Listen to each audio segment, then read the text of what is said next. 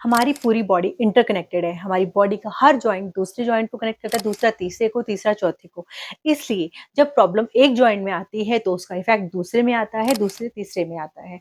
और ऐसे करके धीरे धीरे अगर हम एक प्रॉब्लम को जो बहुत छोटी है उसको टाइम पे करेक्ट नहीं करते हैं तो धीरे धीरे उसका जो इफेक्ट है वो मल्टीपल लेवल्स पे आ जाता है। फॉर एग्जाम्पल, अगर आपको सर्वाइकल की प्रॉब्लम है और अगर आप उसको टाइम पर ठीक नहीं करते हैं तो धीरे धीरे आपको जो प्रॉब्लम है वो बैक पेन भी आने लगेगा। बैक पेन करेक्ट नहीं करेंगे तो नी पेन भी आने लगेगा। क्योंकि जब आपको एक प्रॉब्लम होती है तब आपका जो बॉडी है वो कंपनसेट करती है, बिकॉज वो नॉर्मल काम नहीं कर पा रही है जिस तरीके से उसे डिजाइन किया गया है। लेकिन जब प्रॉब्लम एक पार्ट में होती है हम फिर भी उस बॉडी से उतना ही काम लेते हैं तो उसको कंपनसेट करना पड़ता है। तो उसको कंपनसेट करने के लिए जो उसका नियर बाय जॉइंट होता है वो काम एक्स्ट्रा करता है और धीरे धीरे करके हमारी बॉडी मल्टीपल लेवल पे इफेक्ट हो जाती है। इस वीडियो में हम बात करने वाले हैं आपके फुट के बारे में। बहुत टाइम से मैं देख रही हूँ डे बाय डे फुट के केसेस बढ़ते जा रहे हैं और जिस तरीके से हम सर्वाइकल आर्चेस को देखते थे, लंबर आर्चेस को देखते थे, उनमें प्रॉब्लम आ रही थी। धीरे धीरे आपका जो फुट है उसका स्ट्रक्चर भी चेंज होता जा रहा है। हमें पता नहीं चलता, हमें पता तब चलता है जब हमारे फुट में ये चीज़ बहुत ज़्यादा हो जाती है। फुट की वजह से नी में पेन आने लग जाता है, बैक में पेन आने लग जाता है। कई बार हम देखते हैं कि डॉक्टर्स के पास हम जाते हैं, बैक पेन को लेके बैक का एक्स-रे भी हो गया, एमआरआई भी हो गया। उसके बाद भी हमें कॉज़ ऑफ प्रॉब्लम नहीं पता, क्योंकि कई बार जो हमारी प्रॉब्लम होती है वो बैक में होती ही नहीं है, प्रॉब्लम हमारा एंकल होता है। बिकॉज़ अगर कोई भी एक चीज़ ठीक से काम नहीं करेगी तो उसका इफ़ेक्ट हमारे बैक पे या अपर जॉइंट्स पर जाएगा ही जाएगा। तो चलिए स्टार्ट करते हैं कि आखिर हम फुट को देखें कैसे, कि फुट में प्रॉब्लम है या नहीं, या फुट में प्रॉब्लम है तो कैसे है। ठीक है, हमारा जो फुट है वो कुछ इस तरीके का है। ठीक है, अगर आप देखेंगे तो फुट में अंदर की तरफ हमारा जो फुट है वो हल्का सा ऐसे उठा हुआ होता है। यहाँ पर एक आर्च होती है जिसे हम मिडिल आर्च बोलते हैं, एक इस तरफ आर्च होती है जिसे लेटरल आर्च बोलते हैं। अगर ये दोनों आर्चेस बिल्कुल सही हैं तो आपका फुट बहुत ठीक से काम करेगा, बहुत अच्छे से शॉक एब्जॉर्बर की तरह काम करेगा। आप कोई भी फुटवियर पहनिए, कोई प्रॉब्लम नहीं आएगी। But due to some reason, हम रीजंस बाद में डिस्कस करेंगे। अगर आपके फुट की आर्चेस थोड़ी सी चेंज हुई, फ्लैटेंड हुई या बहुत ज्यादा बढ़ गई, या आपके फुट में बहुत टाइट फुटवेयर पहनने की वजह से आपका जो फुट है वो कुछ ऐसा हो गया, तो धीरे धीरे फुट में प्रॉब्लम आने लगेगी। और अगर आप उसको करेक्ट नहीं करते हैं तो डेफिनेटली उसको बैलेंस करने के लिए नी कंपनसेट करेगा, नी के साथ बैक कंपनसेट करेगा। धीरे धीरे आपकी जो प्रॉब्लम है फुट से स्टार्ट हुई थी और आपने उसको नी बैक सबको इम्पैक्ट कर लिया। तो आपको क्या देखना है? सबसे पहले आपका जो फुट है उसका स्ट्रक्चर ठीक होना चाहिए, उसकी आकार ठीक होना चाहिए। दूसरा, आर्चेस ठीक होनी चाहिए कि फुट की जो आर्चेस है, मिडल, लेटरल आर्च, वो ठीक है या नहीं। आजकल जो फुट में बहुत ज्यादा चीज जो देखने को मिल रही है वो है आपका प्रोनेटेड फुट। आपका जो फुट है हल्का सा इनवर्ड रोटेट कर जाता है। जब आप वॉक करेंगे तो आप देखेंगे कि आपका जो एंकल है वो हल्का सा ऐसे ऐसे मूव करता है।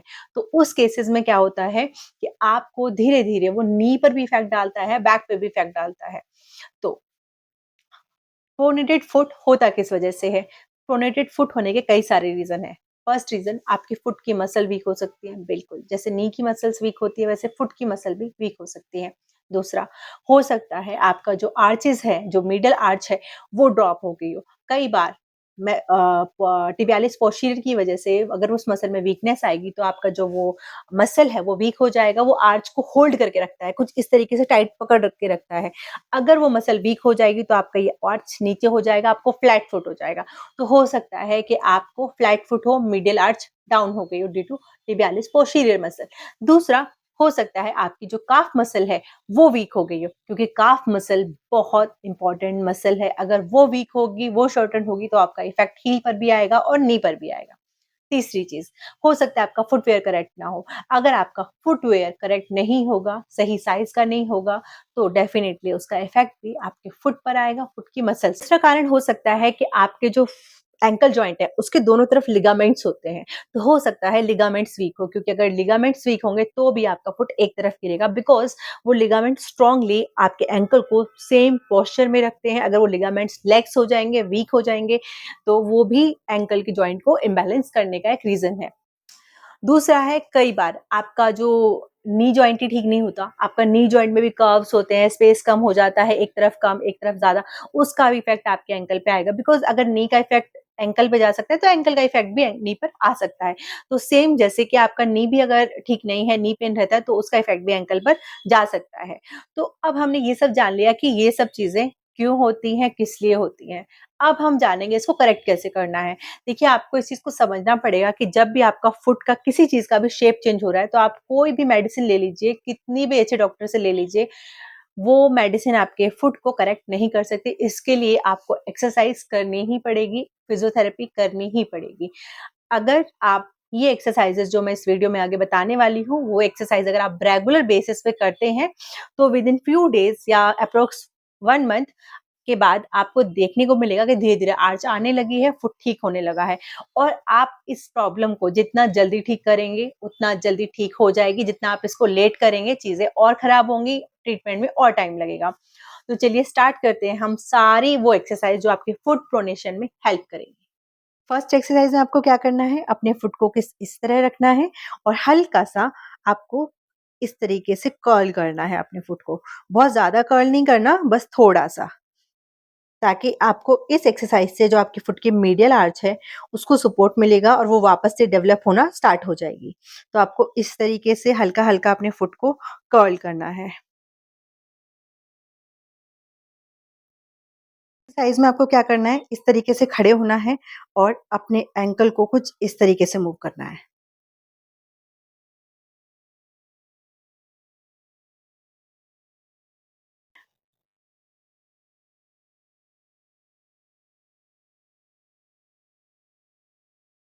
ये एक्सरसाइज आपके मसल्स को वापस से स्ट्रॉन्ग करेगी और साथ में आर्च भी डेवलप होने में हेल्प करेगी।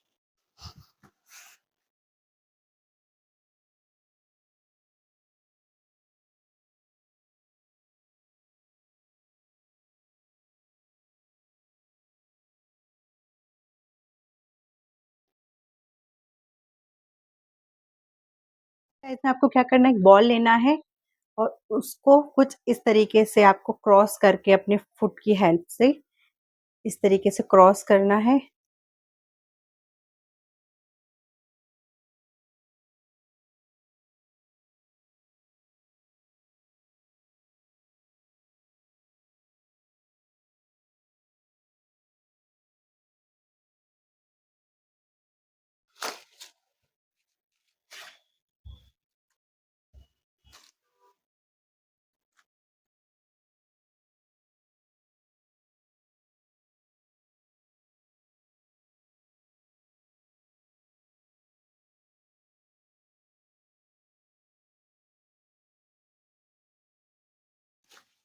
नेक्स्ट एक्सरसाइज में आप क्या करेंगे, अपनी जो काफ मसल है उसको हम स्ट्रेच करेंगे क्योंकि अक्सर काफ़ी सारे लोगों की ये वाली मसल टाइट होती है, उसकी वजह से भी हमारा जो फुट है उसमें मॉडिफिकेशन हो जाती है। तो हम क्या करेंगे, कुछ इस तरीके से आप कोई भी चुन्नी दुपट्टा ले सकते हैं, उसको फाँसिए और उसको अपनी तरफ खींचिए।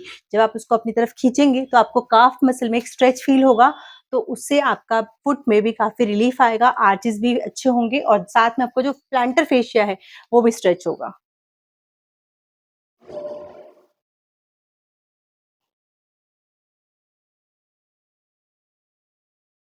आप जब इसको स्ट्रेच करेंगे तो आप कुछ सेकंड का होल्ड ले सकते हैं, तब आप रिलीज़ करें। इससे इफ़ेक्ट और भी एक्सरसाइज़ में क्या करना है, आपको आपका एक पैर इसके नीचे दबा लेना है।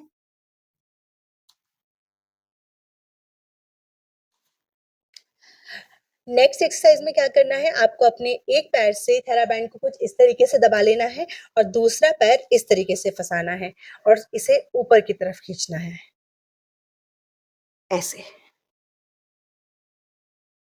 ऐसे ही आप दूसरे पैर से दबा सकते हैं और इस पैर से खींचेंगे।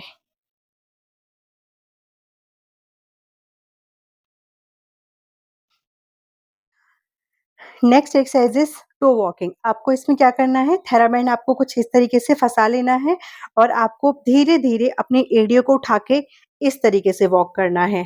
जब आप वॉक करेंगे ना, तो आप वॉक करते हुए फ़ील करेंगे कि जो आपका एंकल है, आपको मीडियल साइड पे जहाँ पे आपका फुट मुड़ चुका है, वहाँ पे बहुत इफ़ेक्ट पड़ रहा है और जब आप ये थेराबैंड के साथ वॉक करेंगे, तो धीरे-धीरे आपका जो प्रॉब्लम है, वो सॉल्व हो जाएगा और आपका जो फुट है, वो वापस से नॉर्मल स्ट्रक्चर में आ। ये सारी एक्सरसाइज़ेज़ आपको हेल्प करेंगी, आपका जो फुट है, उसका स्ट्रक्चर मेंटेन करने में, साथ में उसकी स्ट्रेंथ मेंटेन करने में।